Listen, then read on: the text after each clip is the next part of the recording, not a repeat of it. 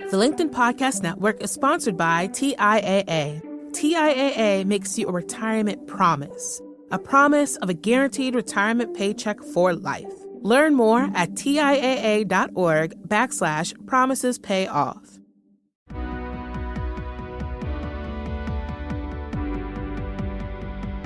I'm Morra Aarons-Mele, and this is The Anxious Achiever. We look at stories from business leaders who've dealt with anxiety, depression, or other mental health challenges, how they fell down, how they picked themselves up, and how they hope workplaces can change in the future.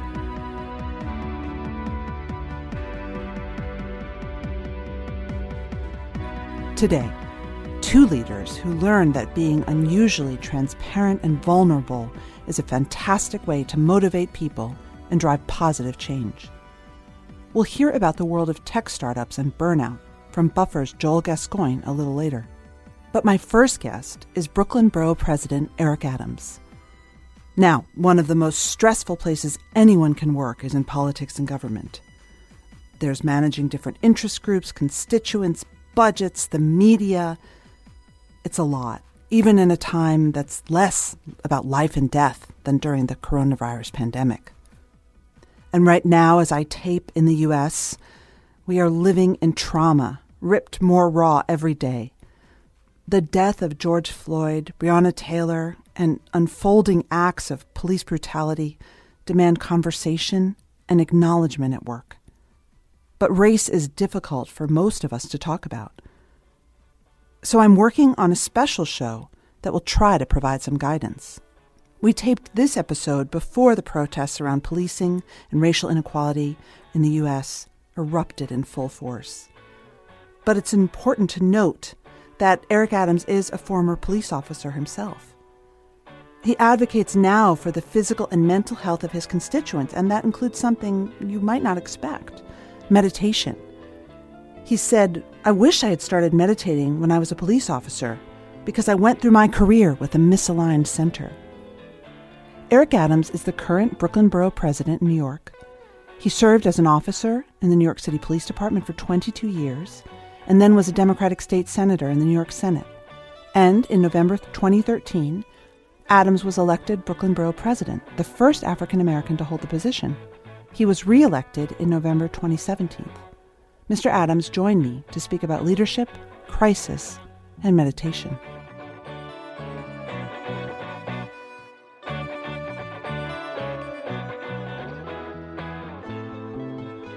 Well, first of all, just tell us what life is like in your district right now.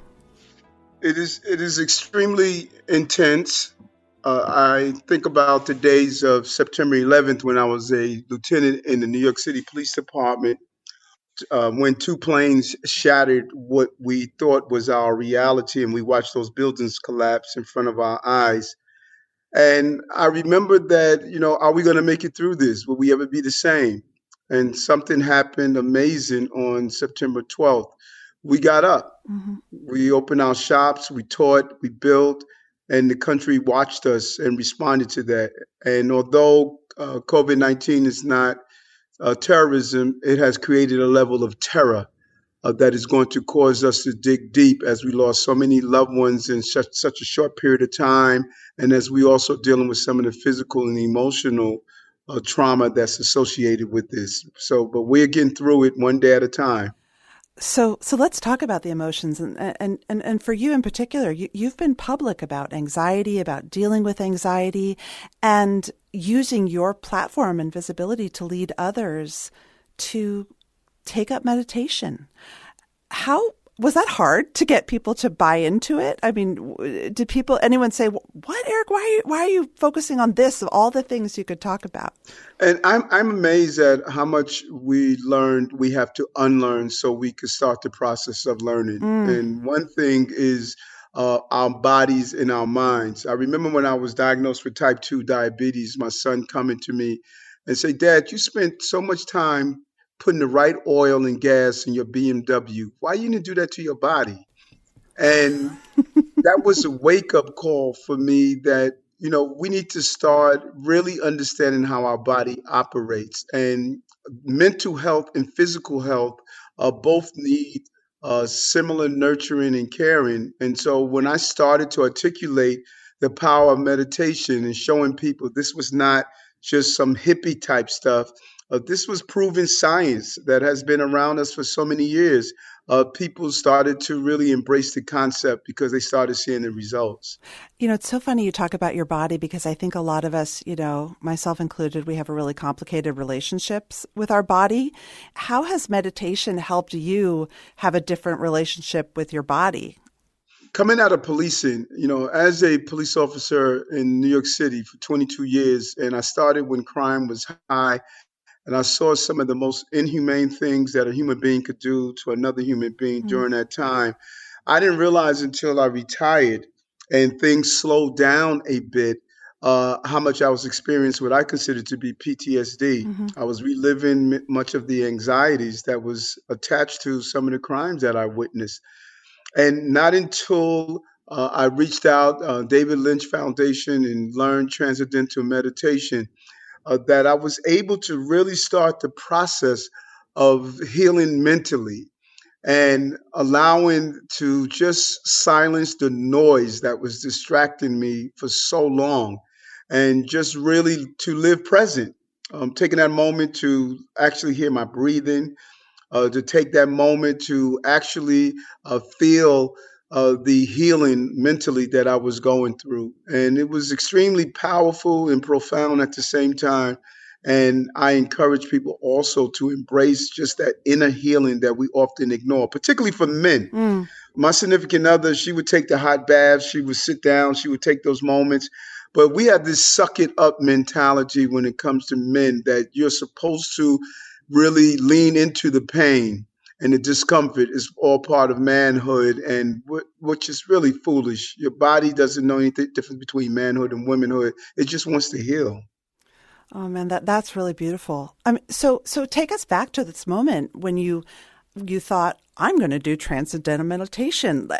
Why that, and what spurred you to make that first call, go to that first meeting? Well, it was a real dark place for me. Everything from wondering, do I want to continue life in itself? Do I want to actually continue any form of career? It was just a real dark moment, and I know people get there. It's not unique to me, so I don't want to give the impression that what I was experiencing, other people were not also experiencing. But it was a dark moment, and really, I was reaching out of saying, I know it had to be more. And, although I am a Christian and I believe in the religious philosophy of Christianity, I knew that it was not addressing the real need of healing. It was almost had become a traditional band-aid that I just put on the cancerous sore of depression and the cancerous sore of going through PTSD.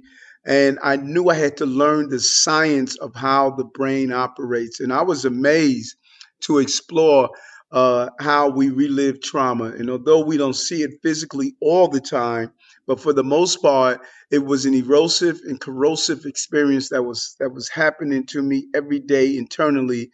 That I relived that trauma, that fright and flight, every time I got revved up over and over again. How would things have been different if you were meditating when you were a police officer? I went through a lot of stress in policing because not only was I fighting crime, I was fighting a lot of the isms in policing: racism, anti Semitism, sexism, all of those things. I started an organization called 100 Blacks in Law Enforcement Who Care. And it was in the heart of really the tension between communities of color and the police department.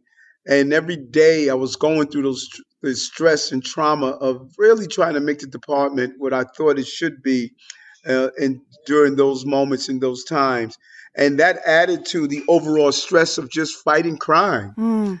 Every day of dealing with the criminal element and dealing with people who were going through everything from rape to robbery to homicide to domestic violence, all of those things combined. If I had a way of turning down the noise, if I had a way to find a space, not only externally, but internally, to really calm of my center. You know, policing disaligned my center, and I never had a way of realigning my center. So I went through my career with a disaligned center, Yep. and meditation would have showed me how to realign it and I would have definitely have become a better law enforcement officer, a better person, and a better human being in the process. I have another question about anxiety because this show is called The Anxious Achiever, and everyone who's on this show has had an incredible career and has a history that, you know, with different changes, looks like yours in that there's always a propulsion to achieve. There's, you know, this person is ambitious. For you were, I think you graduated first in your class from the police academy. You have a master's degree. You know, just looking, you started organizations when no one told you had to start an organization. Clearly, you're a very driven person. And I'm curious if you think about, now that you look back, not that you're slowed down at any rate being the Brooklyn Borough president, but when you look back at your career, where did that drive to push forward come from? And do you think that it ever had a negative effect on your mental health or created anxiety in itself? Great question. Because I often say in my resume, there needs to be a failure section. Because sometimes we just acknowledge the success in the person's bio or resume, Mm-hmm. but we don't see how much it took out of you in the process. And being driven all the time, or never really taking an opportunity to live in the moment. That's what meditation really taught me. I no longer focus on the destination. I'm focusing on just the journey. And I think the universe will let the destination take care of itself. But the beautiful journey that I'm on, and if I spent more time when I was in the police department of appreciating the journey, I believe I would have evolved out of it in a better way. And just constantly driven to get to the destination, to get to the destiny.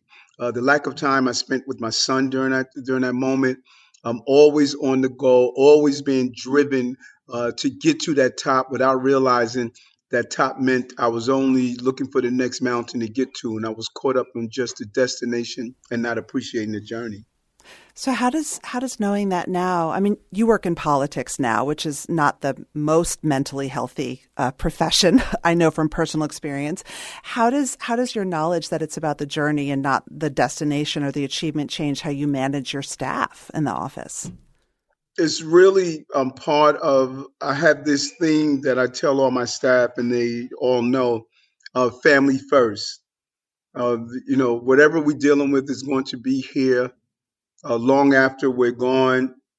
We're not doing anything that's going to, shift the planet out of its orbit. But taking care of our families, that is so important, and that is my theme. Giving my staff an opportunity. We have a space where you can go and meditate, introducing yoga into their lives, showing them that in each all of us, I often say, inside all of us, we have a good wolf and a bad wolf. The goal is to starve the bad wolf and feed the good wolf. And just giving them an opportunity to explore themselves, because they're no good to the people we're trying to serve if they're not good to themselves. There's a reason when you get on the plane, they say put the mask on yourself first during an emergency, so that you can take care of whoever your travel companion may be. And I encourage them to do the same, to take care of themselves, give them the quality time they need to make sure that they're whole so they can make others whole. How are you translating that into coronavirus time when things are so urgent? And I can imagine your office is just inundated every day with life and death stories and requests. Yes, and people are hurting. Yeah. They're hurting. There used to be an old soulful ballad that stated, "If you take a close look at my face, you'll see my smile is out of place in the tracks of my tears." Although people are robotically going through life, if you look closely and just communicate with people, you'll see the tracks of their tears and pain. 3 weeks ago, I lost 5 dear friends in 1 week. One of them was a police officer I trained as a rookie. She died from COVID-19. And the other was my mentor that talked me into politics. He died from COVID-19. I dreaded picking up the phone and listening to those sentences of, did you hear? Because I knew what was coming next. But the reality is, that we are showing people how to cycle through that pains. We do a series of things on our Instagram, everything from showing people meditation, how to sleep right, how to cook healthy food that will strengthen their immune system, how to deal with this moment of learning how to take this moment and turn that pain into purpose. That is our goal. Our goal is more than just telling people, make sure you can get to a hospital. We want to show self-care, and we're doing that every day. When we knock on doors and interact with people, we're giving them tips around what they can do daily. I think that this is an opportunity for all of us to introduce ourselves to someone that we have not been around and ignored for a long time, and that's ourselves. We need to relearn who we are and what we need to function in a healthy environment, healthy to ourselves and healthy to the people we love and who are around us. It's so funny. I've been thinking, because you quoted the song, The Tracks of My Tears. I use music sometimes to change my mood and get me into a better place. What role does music play in your meditation life and your mindfulness life? That was part of the exploration that I discovered, the power of sound and the power of music and the frequencies that's connected with the frequencies of our bodies. Music, to me, puts me in the right mindset and the right mood. I think it connects with my energy, and it allows me really to transform myself to an extremely meditative state in a meditative place. The LinkedIn Podcast Network is sponsored by TIAA. In the last 100 years, we've seen financial markets swing, new currencies come and go, decades of savings lost in days, all showing that a retirement plan without a guarantee, quite simply, isn't enough. So more than a retirement plan, TIAA makes you a retirement promise. A promise of a guaranteed retirement paycheck for life. A promise that pays off. Learn more at TIAA.org/promisespayoff. My last question for you, and I ask you this as an introvert, is it strikes me that being in politics, right? Your time is not always your own, and even your body's not always your own. Your space, you are a public servant. You exist to help others. How do you get the time you need to take care of your body and your mind? Do you have any advice out there for anyone who's feeling like their time isn't their own? And I smile when you said the term introvert. I am extremely shy, and I am an introvert. No. Everyone says that, but my family knows it. They said when it comes down to politics, Eric would have been the last person we ever thought would go into politics. But I've learned to listen to my body, both my physical being and the anatomy of my spirit. And I no longer build my career or my life around that piece. It's about making sure that I listen to the signals, and when my body says or my spirit says it's time to slow down, it's time to do your self-care, I do not push back and I do not ignore it. And if it means canceling everything for the week, then I would cancel everything for the week. I must be at my optimum physically and mentally so I can give everything I could possibly give to the people that I love and I serve in the borough of Brooklyn. Wow. I never met an introvert or someone who admitted to being an introvert who was in elected office, because it's hard, right? Yes, it is. It really is. And because I do from my heart, I reach the hearts of the people I serve, and that feeling of being around someone that gives from their heart, people want to be in that midst and in that presence. And I feel sometimes the energy is drained from me. So that's why it's important for me to constantly be aware of when I'm losing my energy, so I can revitalize myself and be the type of person I want to be, to give people the attention that they deserve, because people are in so much pain. There's so much pain, not only for what is happening in their lives, but what is happening on a national level, what is happening to our planet. People are internalizing the pain that we experience. We've lost the ability to communicate anymore. We're doing a series of dinners we call Breaking Bread, Building Bonds, where we're putting 10 people at a dinner table and from different ethnic groups, different backgrounds, different ways of life, so they can sit down and start doing something powerful. And that's just communicating. Mm. It's more than just talking and waiting for someone to finish a sentence so you can say how wrong they are. It's about being a deep listener and seeking to understand so one could be understood. And we want to do that one dinner at a time, one interaction at a time, because it's time for us to heal, not only as individuals, but as a planet. Do you think that understanding meditation and learning to focus on being present versus where you want to get to makes you a better listener? And has that helped you be a better public servant? Without a doubt. Yeah. Because in policing, I dreaded the things that happened. I was afraid of the things that could happen. So I split my time between those two states of beings.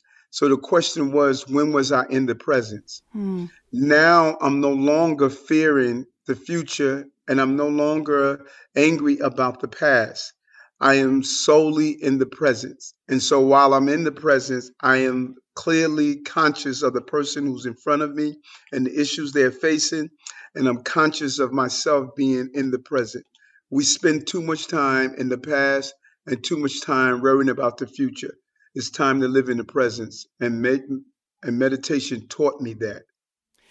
So why is this so hard? I mean, why am I even talking to you? I'm glad I'm talking to you, but why is it so special that you are the rare elected official? You are the only elected official who has ever reached out and said, I want to talk about mental health. We should be talking about mental health. Mental health is as important as physical health. Why are we so blind as a society? And why is it so hard for our leaders to talk about emotions? I think we've ignored it for so long, and really going back to unlearning what we learned so we could learn. I'm amazed that even when I speak to some of the most knowledgeable health professionals, when I went through my bout with diabetes, how many good doctors that wanted to see their patients heal had no clue on the concept of reversing diabetes. Our inability to really understand how the body operates, the power of nutrition, what it does to our brain, how food even impacts on depression. Science is showing us more and more. We have to really go back and start learning in a very true sense. We allowed Western civilization and European mindset to really paganize those religions and those ways of life that really connected us to this universal center that we're all a part of. And I believe people are now stating that they want to heal and they're going to find their own roadmap to healing and not just go by what they were taught. It's really a tragedy of Shakespearean proportion how we've denied people the accessibility of knowing how to truly heal and true wellness. But I think we're on the road of seeing a cosmic and universal shift, that the conversation is going to be forced out of desperation. I was desperate when I lost my sight and told I was going blind. I was desperate when I was told I was going to lose some fingers and toes. That desperation forced me to find another pathway of not just doing things that are traditionally done.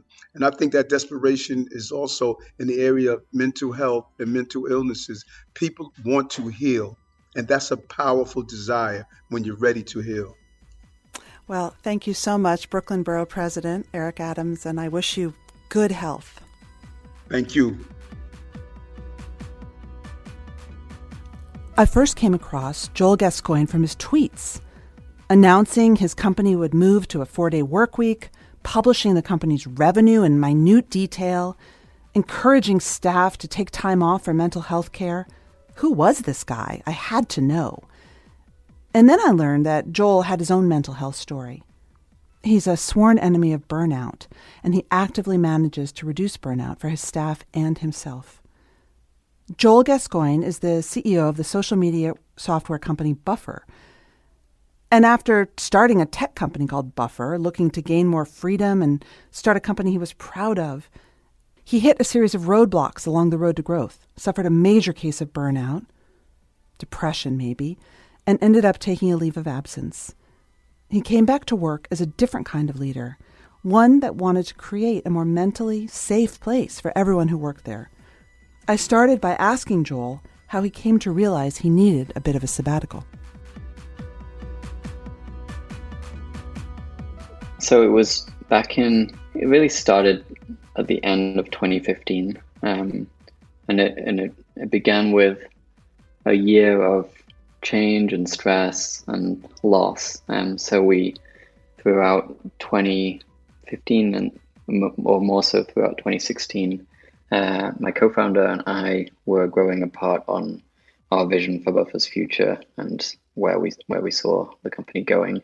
We had several in-person meetings where we tried to find common ground, and we, it's something that had happened previously, and we'd always found a way through. And then we also had some financial challenges, which resulted in needing to do a round of layoffs. So we had to say goodbye to 10 really incredible people that, our finances had just been off track. And you wrote a really transparent and honest, you shared this. Yes. Publicly.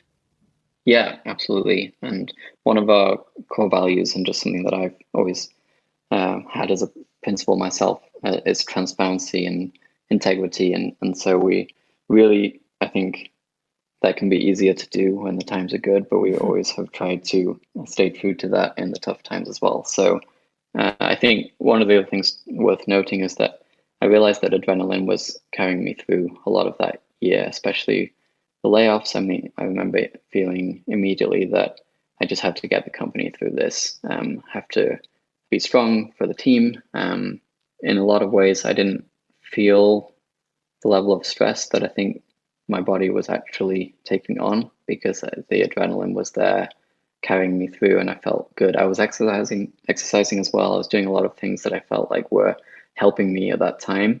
I think when I describe it, sometimes people can feel, oh, that must have been really hard, and it was hard.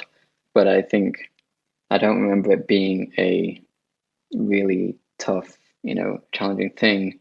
That actually came a little bit later. So just to kind of continue, my co-founder and also our CTO left the company in early 2017. And again, I was kind of thrown into this, help the company get through this and thrive as much as possible through it. And this adrenaline came back and carried me through again.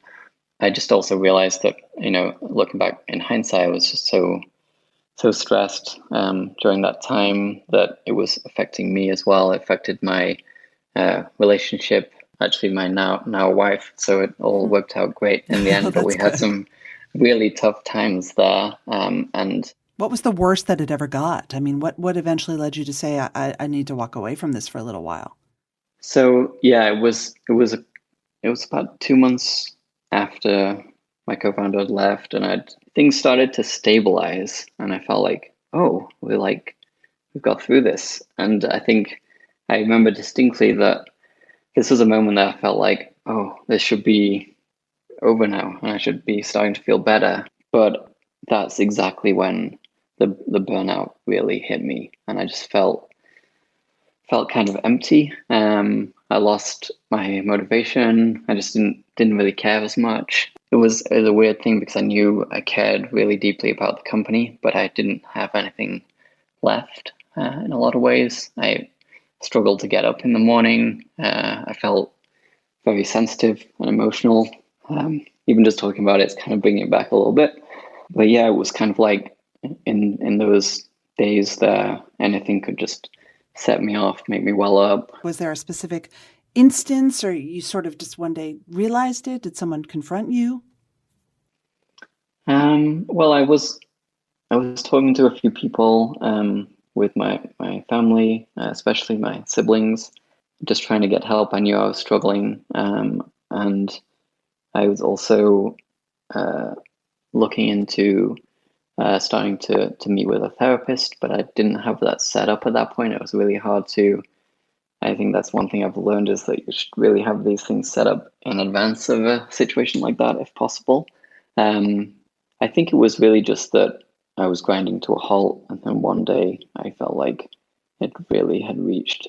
I felt like I had only a tiny bit left of energy that I could put into something, and I started to open up more to the leadership team about all the different things and just how I was feeling, and they were very kind and supportive, and really encouraged me to take some time. And I decided to write a memo to the team.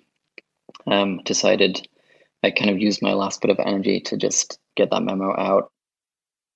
I mean, to me, it sounds like you were depressed. Like, all the symptoms that you're describing to me sound like depression, the total flatness, inability to find energy, Yeah. Can I ask you a question that I'm hearing kind of a lot, especially in these very scary times, where even people in charge who may not typically feel scared, or they're not in touch with their feelings, are scared, and their staff is scared. Yeah. Did you ever say to your staff, like, I'm leaving because I'm not functional right now, you'll be okay? I mean, because I think that part of the pressure of leadership when you have a mental health issue is, I can't show it because my staff rely on me. And if I'm, seen as weak, which I think is crap, but that's a whole other conversation, then what will happen to them? Like, what's your advice? Because leaving and saying, sorry, I have to leave, I'm in a really bad place, is vulnerable. We don't necessarily like leaders to show us how vulnerable they are. Like, what's your advice for that as a leader? I did share that I was burned out and I was struggling and I needed to take time off. I knew that deep down it was a few layers like buried within me at that point, because I was struggling. But I still had the sense that I knew that I really cared about this company, because I'd just done two really tough things with the company. And so I knew that I really cared about the company, and I was excited about the future prospects of the company. But it was, as I say, it was like, hidden, or it wasn't something I could feel in that moment. But I did try to share that in the team in that same message, that I need to take some time out. I'm struggling, and I also didn't put a time frame on it, which was a little scary to do. But I knew that I needed to share it in that way because I didn't know how long it would take me, and I didn't want to just take 2 weeks off and come back and not be fully resolved from it. I wanted to be in a really good place again. How long did you end up taking? It was about 4 or 5 weeks, I think, something around that. Was there anyone in your life tangential to the business, your accountant or your financial advisor, or, an uncle who said, you can't do this, you're the boss? No, I think I'm lucky that, I had a lot of support at that time. No one questioned it in that way, which I think was very lucky, but that's probably part of the culture and the team we'd put together. But I also think it's important for you to say that for listeners, because I think we feel that people will be more judgmental than they are. We're all human. And that's definitely true. Yeah, I had a lot of voices in my head at that time, which were saying some of those things. But I agree. Once I pushed through and shared it, and I think that's the thing with being vulnerable and sharing more fully, especially as a leader, is that you're oftentimes you are imagining things that don't end up being true. But also something I distinctly remember is the amount of support I got from the wider team. I'd mentioned, I had support from the leadership team that I was working with very closely to go ahead with taking that time off. But when I shared the memo with the whole team, it was like a different level of support, but also it was support for me, but also kind of gratitude that I was doing it, because I think it kind of normalized it in a way, and I think that's changed us as a company ever since then, because it's made it totally okay for people to take time off. We encourage people to take a day off for their mental health as much as for like a more what people see as traditional health challenges. And you have benefits at the company also, I read, because that's how I found you. So it was, I will say this again. I've said this many times on the show. It is so hard for me to find leaders who especially are in their jobs now, who are open about having struggles with mental health. And so I end up randomly Googling things, and I found a blog post. I found several blog posts from your team, from you. Talk about how you coming back transformed or, maybe further enhanced a culture of acceptance, and also like technically what you have in place. You said you have non-judgmental days off opportunities. You have telehealth. Like what did you put in place at the company also to make it a more mentally healthy environment? Yeah, absolutely. I think it did spark this was very much within the culture already, but me taking that time off, coming back, really helped us take things to a new level after that point. We have, as mentioned, those kind of mental health days off as much as any other types of sick leave or time off. I think one of the things generally as well is just, this is not necessarily a specific benefit we're like putting in place, but I think it's just as important is having those open conversations, creating Slack channels or different spaces to have conversations about mental health, sharing what we're the ways we're each trying to take care of ourselves. That's something that happens regularly, and I also try to I think anytime I feel a challenge or feel like then I've done something where to work through a low point or something, that's something where I feel like, oh, that's an opportunity to share it as well. So just kind of breaking that stigma of it being a weakness or seen in that way is something that we focus a lot on. And once, I think it's almost like, once you open the floodgates, there, like everyone's has things that have been building up for them, and so now I think we have a really healthy culture where that it gets shared a lot more frequently, and it doesn't build up. Well, but this is the point, Joel. It's like, yes, everyone has stuff. Yeah, everyone has stuff. Leaders have stuff. Employees have stuff. Every area of your company, people have stuff. We're human. Yeah. If you can have your stuff and be excellent, it's no big deal. It's no big deal, and it's also it's crucial that you work on that stuff yourself, especially as a leader, more so than anyone else in the company, especially as the CEO, because you're kind of carrying this baggage around, and so if you don't work on it and don't share that you're working on it, then it's going to impact the way that you lead and the culture you end up with, because it's all going to just get interspersed within that, and that's not healthy at all. Thank you so much, Joel. Thanks so much, Morra. This has been a really amazing conversation. That's it for this week's show. If you like what you've heard, tell a friend or rate us on iTunes or wherever you get your podcasts. And if you have a question or a topic that you'd like to see featured on the show, you can email anxiousachiever@gmail.com or tweet me at Morra AM. That's MORRAAM. Many thanks to Mary Dew, my amazing producer, and the team at Harvard Business Review. And of course, to our advertisers who keep us going, and my guests. And if you like the Anxious Achiever music, it's by Brian Campbell at Signal Sounds NYC. From HBR Presents, this is The Anxious Achiever, and I'm Morra Aarons-Mele.